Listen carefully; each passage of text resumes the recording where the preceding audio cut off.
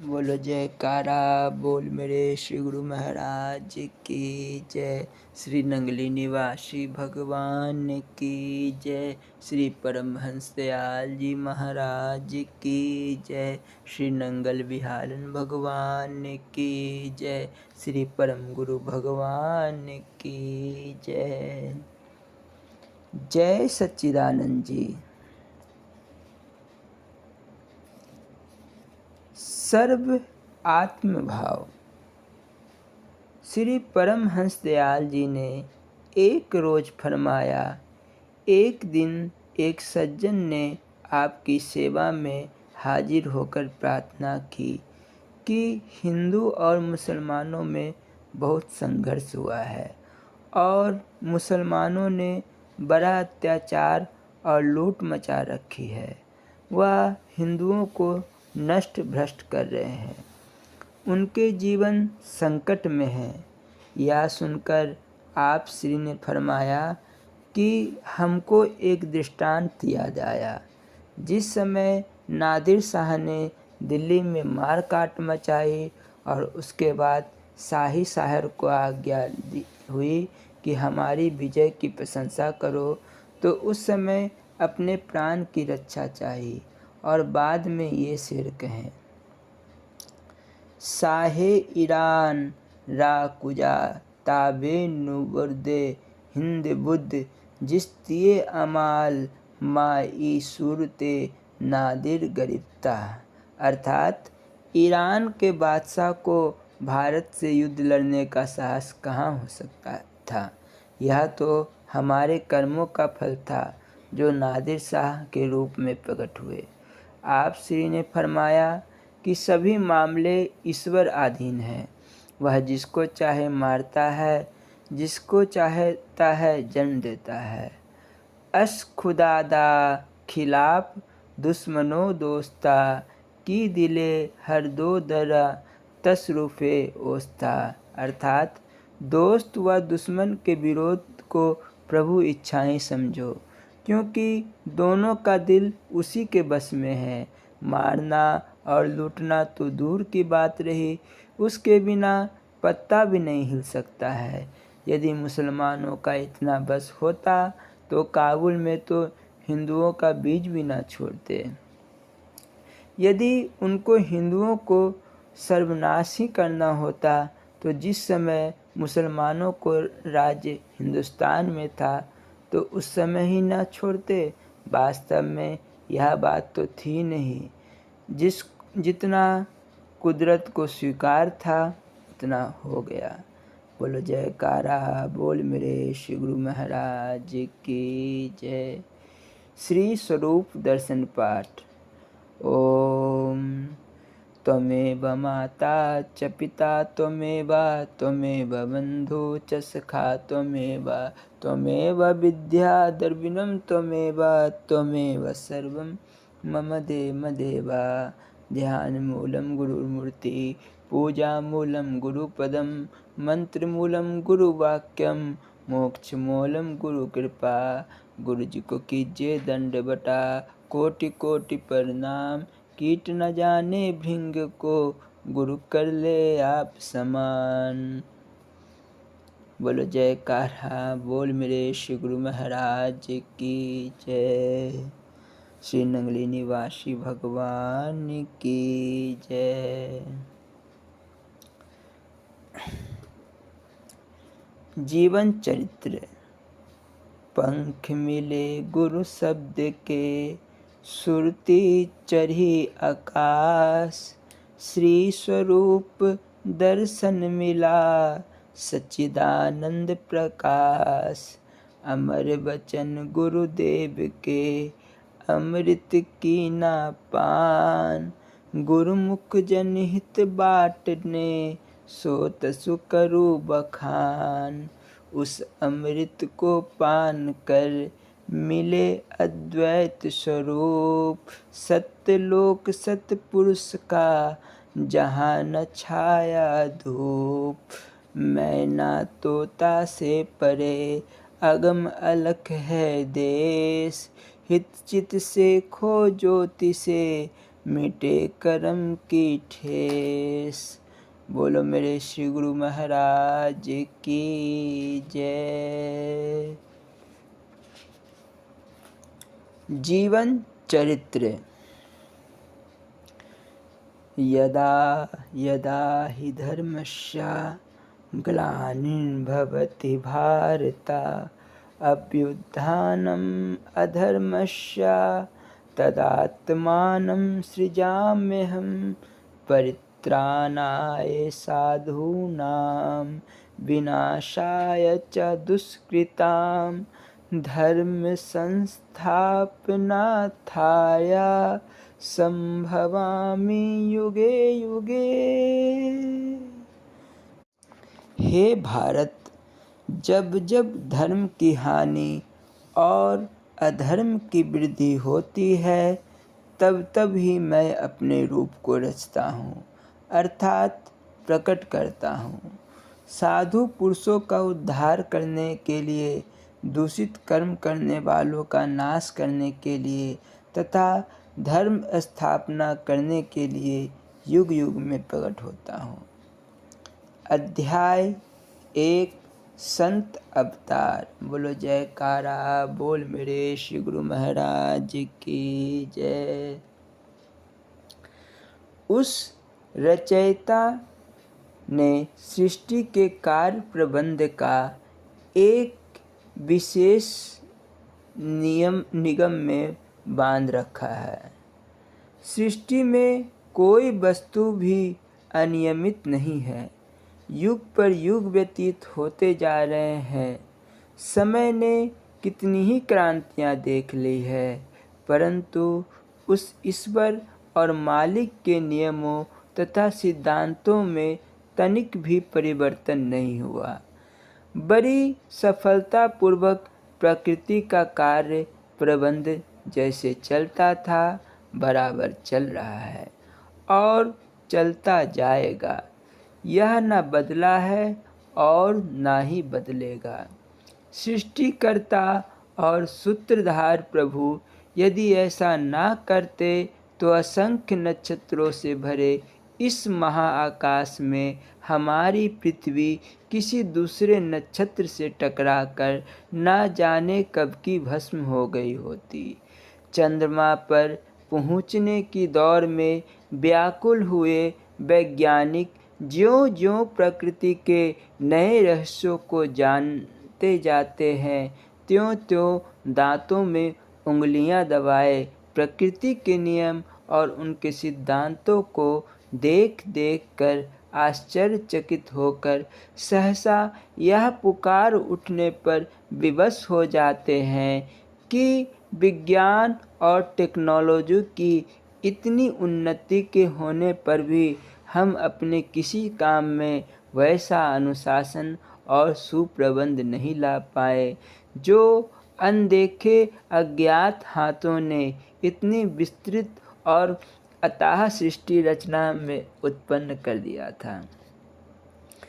यह उस प्रकृति के नियम का चमत्कार है कि झुलसा देने वाली, तड़पा देने वाली गर्मी जब अंगारे बरसाने लगती है तो बिलखते हुए प्राणियों के लिए जीवन संदेश लिए वर्षा के पानी से नदी काली काली घनघोर घटाएं आकाश के कोने से उठती है और देखते ही देखते जल थल कर देती है। यह उसी प्रकृति के नियम का चमत्कार है कि जब पतझड़ के तफेरे खाकर फल फूल से लदे वृक्ष बिना पत्ते के हो जाते हैं, शाखाएं सूख कर कांटा बन जाती है, तो संगीत और मस्ती तथा नवजीवन को लुटाने के लिए ऋतुराज धीरे धीरे चला आता है और निराश तथा घायल जीवन को अपने सीने से लगाकर उसकी रुक रुक कर टूट टूट कर चलने वाली सांस में जादू फूंक देता है। चारों ओर प्रसन्नता ही प्रसन्नता, फूल ही फूल खिल उठते हैं। प्रकृति के स्वामी ने जीवन को ऐसा अनुशासन में बांध दिया है कि धरती, चंद्रमा, सूर्य ही नहीं, देखे अनदेखे, सुने अनसुने नक्षत्र निश्चित अनुशासन में बंधे चले आए हैं और चल रहे हैं और महाप्रलय तक यूं ही चलते रहेंगे। सूर्य सदा पूर्व से उदय होकर पश्चिम में अस्त होता है। चांद पृथ्वी के चक्कर काटने में लगा हुआ है। रात के साथ दिन, गर्मी के साथ सर्दी, धूप के साथ पतझड़, क्षमा करिएगा, धूप के साथ छाँव, पतझड़ के साथ बसंत और कांटों के साथ फूल इसी अटल प्रकृति के अनुशासन के कारण है। बुराई के साथ भलाई भी इसी प्रकृति के अनुशासन का एक अंग है। प्रकृति का अटल सिद्धांत है, जैसे रात्रि के पश्चात दिन चढ़ता है, उसी प्रकार जब जब बुराई का अंधकार जोर पकड़ता है, जब जब सत्य का विनाश होता है और असत्य, पाप तथा अधर्म जोर पकड़ते हैं, तो उस मालिक की दया जोश में आती है। करुणानिधि अपनी दया के द्वार खोल देते हैं। भलाई को उभारने, धर्म की जय जयकार कराने में और बुराई को दबाने के लिए उस मालिक की कृपा दृष्टि होती है। वह यह तो किसी विशेष दिव्य महापुरुष को फिर से जगत कल्याण के लिए सतलोक से मृत्यु लोक में भेजता है, अथवा फिर सच्चिदानंद भगवान स्वयं नर रूप धारण करके अवतार लेते हैं। इसी अटल और अमर सत्य तथा प्रकृति के नियमों की वेदों, शास्त्रों, उपनिषदों और दूसरे धर्म ग्रंथों ने नहीं इसकी पुष्टि की, बल्कि संसार के सभी महापुरुषों ने इसी सत्यता को प्रकट किया है। यहाँ तक कि उन आध्यात्मिक महापुरुषों ने भी, जिन्हें इस पृथ्वी पर साक्षात ईश्वर, नबी, पैगंबर, रसूल, बुद्ध और तीर्थंकर कहकर पूजा गया और जिनके अनुयायियों ने अपने आप को पृथक पृथक संप्रदाय का रूप दिया, उन महापुरुषों ने भी नम्रता के साथ इस अमर सत्य के सामने शीश झुकाया। कई बार इस बात की घोषणा की कि वे कोई नया धर्म चलाने नहीं आए, बल्कि केवल पहले बतलाए हुए मार्ग से भटके बहके हुए मनुष्यों को सत्य मार्ग दिखलाने के लिए आए हैं। भगवान गौतम बुद्ध पहले बुद्ध नहीं थे, उनसे पहले कितने ही बुद्ध हो चुके हैं। बोधिसत्व की जातक कथाएं इस वास्तविकता को दोहराती है। भगवान महावीर पहले और अंतिम जैन आचार्य नहीं थे। आदि तीर्थंकर भगवान ऋषभदेव वे थे जो वैदिक महर्षि थे। हजरत ईसा ने अनेक बार कहा कि मैं कोई नया संदेश लेकर नहीं आया, मुझसे पहले कितने ही सज्जन और मालिक के प्यारे महापुरुष यह संदेश सुना गए हैं। मैं केवल उसी अमर संदेश को दोहराने के लिए आया हूँ। हजरत मूसा ने कहा था कि मैं नबी नहीं, केवल नबियों और पैगंबरों को आदेश सुनाने वाला हूँ। हजरत मोहम्मद ने इसी सत्यता को प्रमाणित करते हुए कहा कि मेरे उपदेशों में जो जीवन ज्योति है, यह वही अनादि दिव्य ज्योति है जो मेरे से पहले कितने ही रूप में प्रकट हुई है। महाप्रभु गौरांग, परम संत कबीर जी, श्री गुरु नानक देव जी, स्वामी दयानंद जी, श्री रामकृष्ण परमहंस जी और स्वामी विवेकानंद जी भी इसी अमर कथन की पुष्टि की तथा श्री गुरु गोविंद सिंह जी के शब्दों में कह उठे कि हम तो परम पुरुष के दास उसके आनंद में लीन थे कि संसार में अधर्म और पाप दुराचार के पाखंड ने जोर पकड़ा, जिस पर परम पिता ने आदेश देकर हमें सतलोक से इस संसार में धर्म और शुभ आचरण का प्रचार करने के लिए भेज दिया। हर युग, हर देश में, हर जाति धर्म में निष्ठा महापुरुष समय समय पर आते रहते हैं और संसार में धर्म का पुनः उत्थान करते हैं। तो ऐसे महापुरुष जब संसार में आए, निष्प्राण और घायल मानवता ने उनके आने पर हार्दिक प्रसन्नता को प्रकट किया तथा उनके चरणों पर श्रद्धा और प्रेम की भेंट न्यौछावर कर दी और उनके झंडे के नीचे धर्म मार्ग को फिर से पकड़कर जीवन यात्रा आरंभ कर दी। संसार का इतिहास साक्षी है कि मानव को न जाने किन किन कठिन मंजिलों में से गुजरना पड़ा, उसे कितने आंसू बहाने पड़े और कितने विरह वेदना में श्रद्धा भरे सजदे करने पड़े। तब कहीं जाकर वह दयालु प्रभु ने संसार की पुकार को सुनना स्वीकार किया और उसने मानवता के पतझड़ वाले बाग में फिर से बसंत का गीत अलापने वाले को भेजना स्वीकार किया। उर्दू के प्रसिद्ध कवि इकबाल ने मानवता को इसी वेदना को दर्शाते हुए ठीक ही तो लिखा था, हजारों साल नरगिस अपनी बेनूरी पर रोती है, बड़ी मुश्किल से होता है चमन में दीदावर पैदा। एक साधारण मनुष्य बड़े परिश्रम के पश्चात अज्ञानता के पर्दे से निकलकर अंधकार से प्रकाश में पग रखता है, परंतु परमार्थ पथ का यात्री इस अवस्था पर पहुंचकर संतुष्ट होकर नहीं बैठ जाता। उसकी खोज और जिज्ञासा की मंजिल अभी दूर होती है। बहुत साधना तथा पुरुषार्थ के पश्चात उसे इस मंजिल पर पांव रखने का गौरव मिलता है, परंतु यह दीवाना इस स्थान पर पहुंचकर भी प्रसन्न नहीं होता। आनंद का विलासी सत्य और चित्त भजन के अभ्यास में इतना मगन हो जाता है कि उसे न दीन की सुधि रहती है न दुनिया की। तब कहीं जाकर उसे आत्म साक्षात्कार होता है।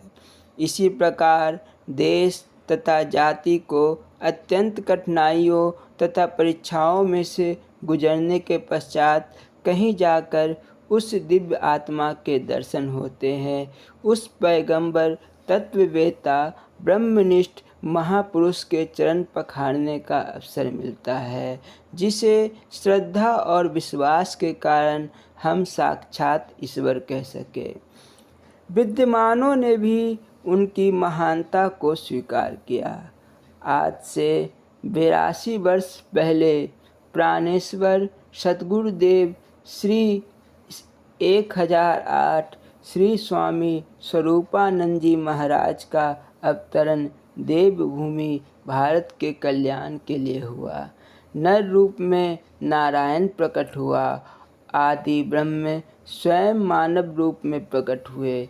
जैसे अनेक सेवकों को रखने वाले सम्राट कई कार्य किसी दूसरों के हाथों से करवाने के बजाय स्वयं अपने हाथों से करना पसंद करते हैं, इसी प्रकार सृष्टि रचयिता ईश्वर भी धर्म की पुनः स्थापना और भगवत भक्ति, प्रभु विश्वास तथा ईश्वर निष्ठा के बुझते हुए दीपक को फिर से प्रज्वलित करने के लिए मनुष्य शरीर में आया। जिस मालिक ने कंकरों को लाल तथा जवाहर बना दिया, रेत के अणुओं को सूर्य तथा चंद्रमा बना दिया, पानी की बूंदों को बहुमूल्य मोती बना दिया, जिस जादूगर की जादूगरी से मिट्टी सुगंध और सुंदरता का रूप फूल बन गई, जिस सज्जनहार ने बेरंग वायु और जल को प्रकाशहीन मिट्टी से मिलाकर सुंदरता के आकर्षण चित्र बना सजा कर रख दिए, उसी सृष्टिकर्ता ने जब मनुष्य के रूप में प्रकट होने का निर्णय किया, तब प्रकृति की सभी सुंदरता और चमत्कार अपने स्वामी के साथ इस पृथ्वी पर सर्व सृष्टि के सामने प्रत्यक्ष होने के लिए मचलने लगे। सब रूपों और रंगों की रचना करने वाला सर्वशक्तिमान परमात्मा हृदय सम्राट श्री सद्गुरुदेव के रूप में आया। वह रूप अनंत तप का प्रतीक बन गया। इंग्लैंड में एक बहुत बड़ा संगीतकार था जिसकी प्रसिद्धि केवल यूरोप में ही नहीं बल्कि अमेरिका तक फैली हुई थी। वह वर्ष में एक बार अपनी कला का प्रदर्शन केवल आधे घंटे के लिए करता था। सारा वर्ष लोग बड़ी उत्सुकता से उस तिथि की प्रतीक्षा करते रहते। तिथि की घोषणा होते ही लोग धड़ाधड़ टिकटें खरीदना आरंभ कर देते। कई बार यह टिकटें ब्लैक मार्केट में बिकने लगती। निश्चित दिन वह संगीतकार अपने समय पर आता और अपनी कला का प्रदर्शन करके चला जाता। उसकी उंगलियां जब वायलिन पर चलती तो लोग दीवाने हो जाते। यह प्रसिद्ध था कि उसके संगीत में वह जादू था कि मुर्दे भी जीवित हो उठे। वह एक विशेष धुन बजाता तो लोग रोने लगते, दूसरा धुन बजाने पर लोग हंसने लगते और तीसरी और अंतिम धुन को लोगों को मस्त सा बना देती और लोगों को उसके रंगमंच से जाने का पता ही नहीं चलता था। एक बार जब यह कलाकार अपनी संगीत का प्रदर्शन करके जा रहा था, एक दिन एक युवक ने कहा, आप केवल आधे घंटे के लिए कई हजार रुपए बटोर लेते हैं। कितना महंगा है आपका संगीत प्रदर्शन। संगीतकार यह बात सुनकर युवक की ओर देखता हुआ बोला कि मैं केवल आधे घंटे संगीत की इतनी फीस नहीं लेता। वर्ष के 364 दिन सारे 23 घंटों के परिश्रम और अभ्यास का मूल्य लेता हूँ। इतना अभ्यास ना करूँ तो मेरे शुरू में वह दर्द, वह जादू ना उत्पन्न हो सके जो लोगों को मस्त कर देता है।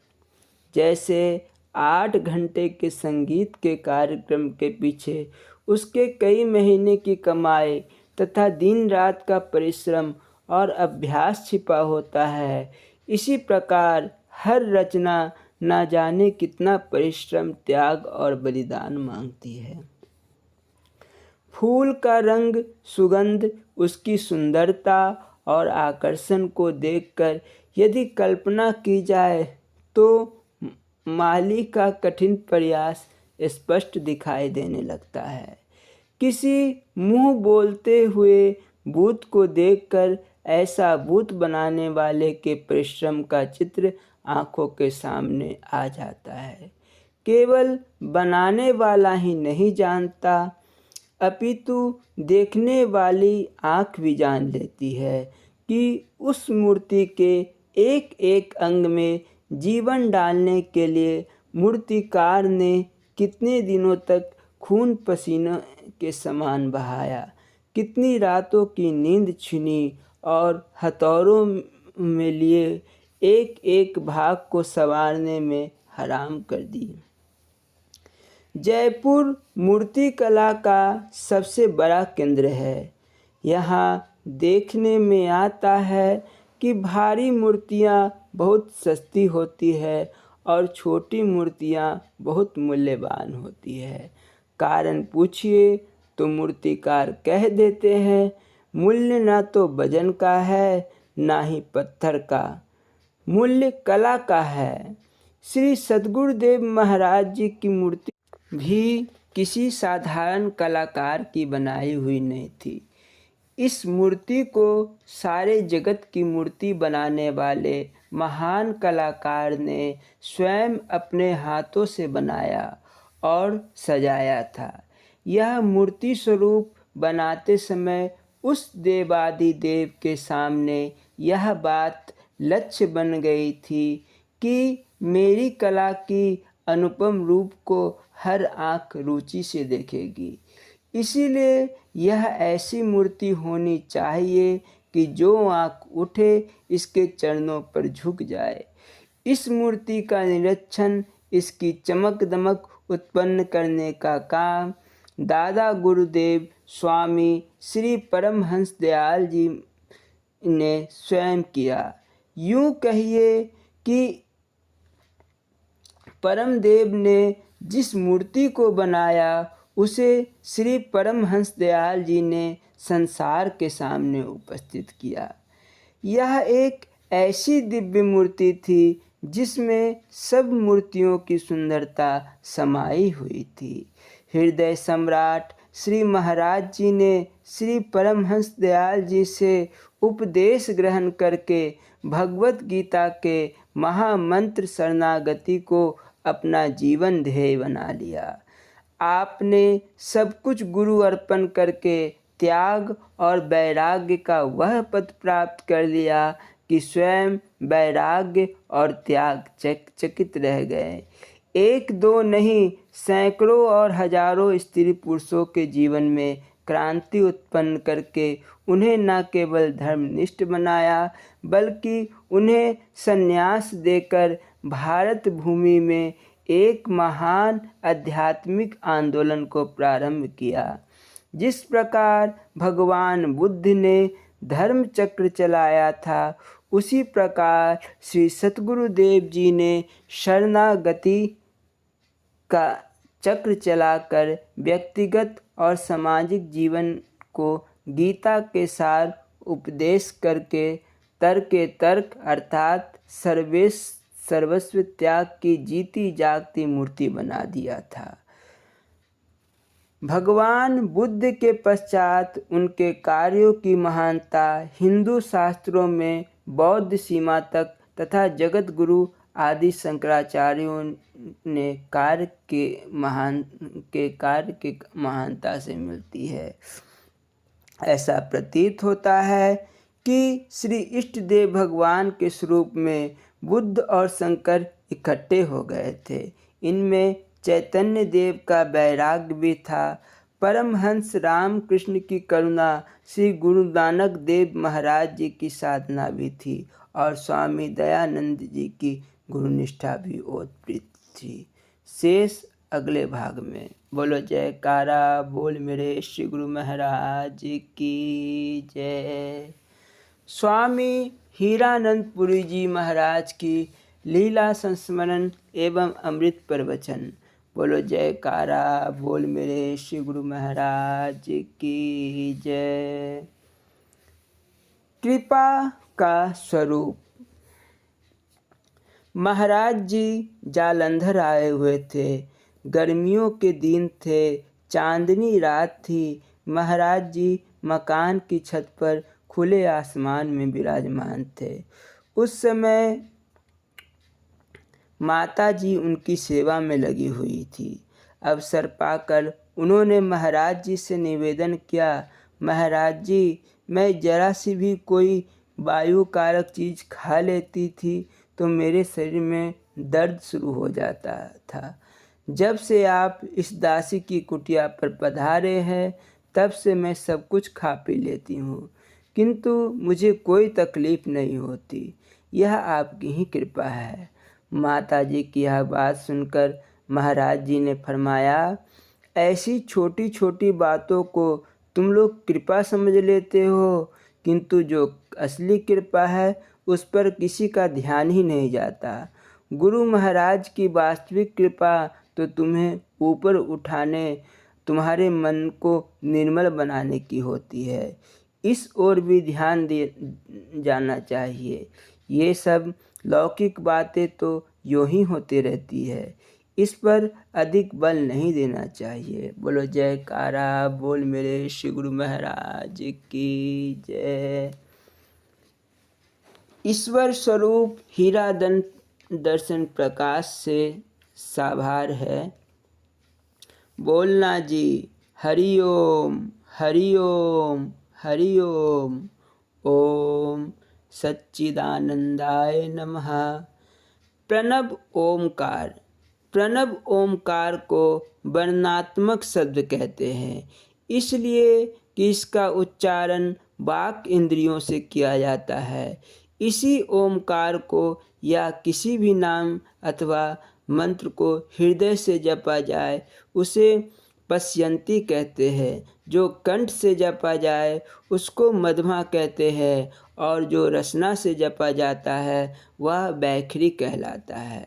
किंतु पराबानी अजपा जाप तो स्वयमेव बिना जाने भी प्रत्येक प्राणी के अंदर प्राणापान की गति के साथ सर्व समय होता ही रहता है। जिसने लिखा है कि पराबानी ही पश्यंती, मध्यमा और बैखरी होती है, उसके लेखक ने भूल करी है। वह तो पराबानी को जानता ही नहीं है, जो स्वयं में भी हो रही है और अपने स्थान से दाएं बाएं अथवा अधिक और न्यून नहीं हो सकती, उसी का नाम पराबानी है। ऐसे ही उस भूल करने वाले ने महरलोक को ही सतलोक लिखकर भूल की है। उसने इतना नहीं समझा कि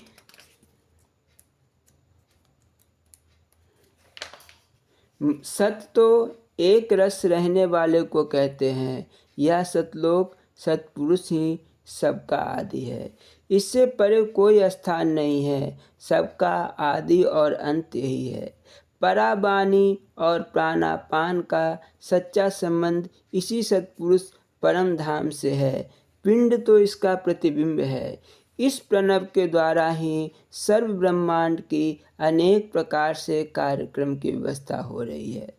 पर ब्रह्म परमेश्वर सच्चिदानंद से शब्द की उत्पत्ति हुई, शब्द से आकाश की, आकाश से पवन की, पवन से अग्नि की, अग्नि से जल की, जल से पृथ्वी की, और इन पांचों तत्वों से नाना रूप, रंग, स्थूल, सूक्ष्म, चर, अचर आदि की रचना हुई।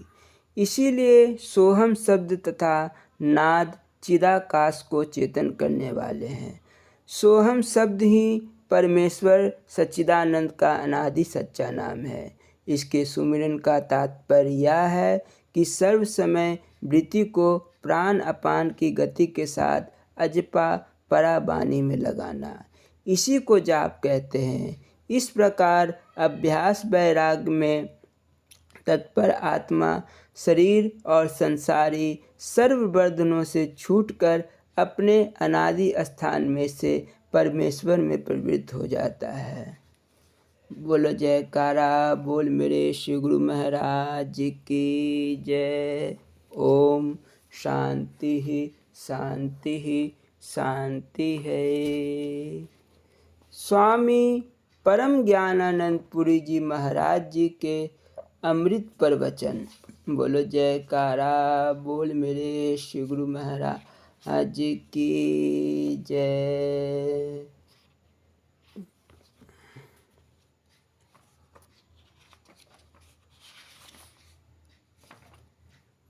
क्रिया अफगान पंजाब दिनांक 1/11/76।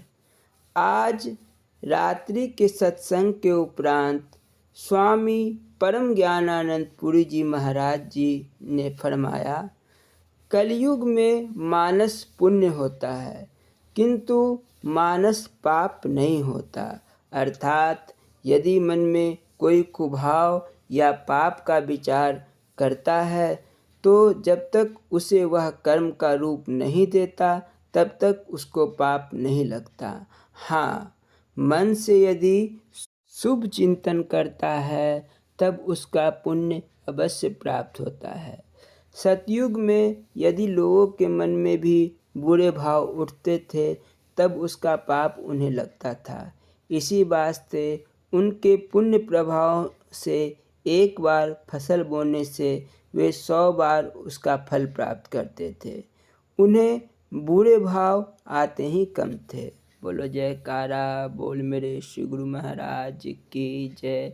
श्री नंगली निवासी भगवान की जय। श्री परमहंस दयाल जी महाराज की जय। श्री नंगल विहारन भगवान की जय। श्री परम गुरु भगवान की जय।